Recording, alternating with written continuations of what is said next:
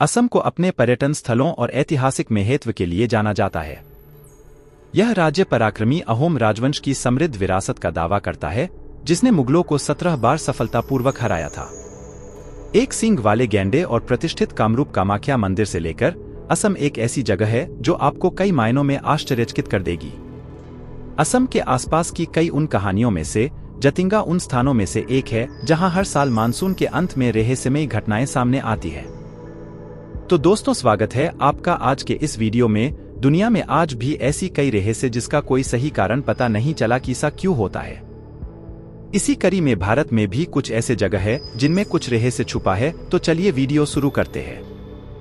असम के दिमा हासो जिले की पहाड़ी में स्थित जतिंगा घाटी को पक्षियों का सुसाइड पॉइंट कहा जाता है।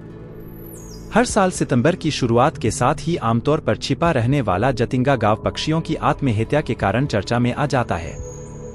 यहाँ न केवल स्थानीय पक्षी बल्कि प्रवासी पक्षी पर अगर इस दौरान पहुंच जाएं तो वे खुदकुशी कर लेते हैं। जतिंगा गांव को इसी कारण से काफी रहस्यमयी माना जाता है। इस बारे में वैज्ञानिकों ने काफी पड़ताल की कोशिश की कि आखिर क्या वजह है जो एक खास मौसम में और एक खास जगह पर पक्षियों को ऐसा करने के लिए उकसाती है। वैसे इंसानों में ये प्रवृत्ति ज्यादा आम है। परीक्षा या नौकरी के नतीजे या फिर संबंधों में असफल होने पर कई बार लोगों में खुदकुशी की प्रवृत्ति दिखती है। साथ ही कई ऐसी जगहें हैं जो इंसानों के लिए सुसाइड पॉइंट के तौर पर जानी जाती हैं, जैसे ऊंची इमारतें या गहरी खाई, यानी ऐसी जगहें जहां पर मौत सुनिश्चित हो सके। लेकिन पक्षियों के मामले में ये बात अलग हो जाती है।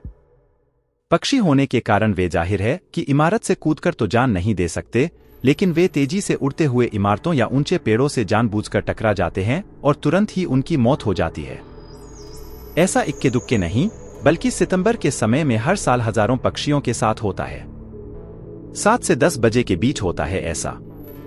ये बात अजीब इसलिए भी हो जाती है क्योंकि ये पक्षी शाम 7 से रात 10 बजे के बीच ही ऐसा करते हैं, जबकि आम मौसम में इन पक्षियों की प्रवृत्ति दिन में ही बाहर निकलने की होती है और रात में वे घोंसले में लौट चुके हैं। फिर क्या वजह है जो वे एकाध महीने के लिए अचानक अंधेरा घिरने पर घोंसलों से बाहर हजारों की संख्या में आते हैं और टकराकर मर जाते हैं? आत्महत्या की इस होड़ में स्थानीय और प्रवासी चिड़ियों की 40 प्रजातियां शामिल रहती हैं। कहा जाता है कि यहाँ बाहरी अप्रवासी पक्षी जाने के बाद वापस नहीं आते। इस घाटी में रात में एंट्री पर प्रतिबंध है।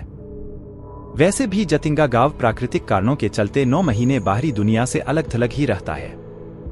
चुंबकीय ताकत को बताते हैं वजह। कई पक्षी विज्ञानियों का मानना है कि इस दुर्लभ घटना की वजह चुंबकीय ताकत है। जब नम और कोहरे भरे मौसम में हवाएं तेजी से बहती हैं, तो रात के अंधेरे में पक्षी रोशनी के आसपास उड़ने लगते हैं।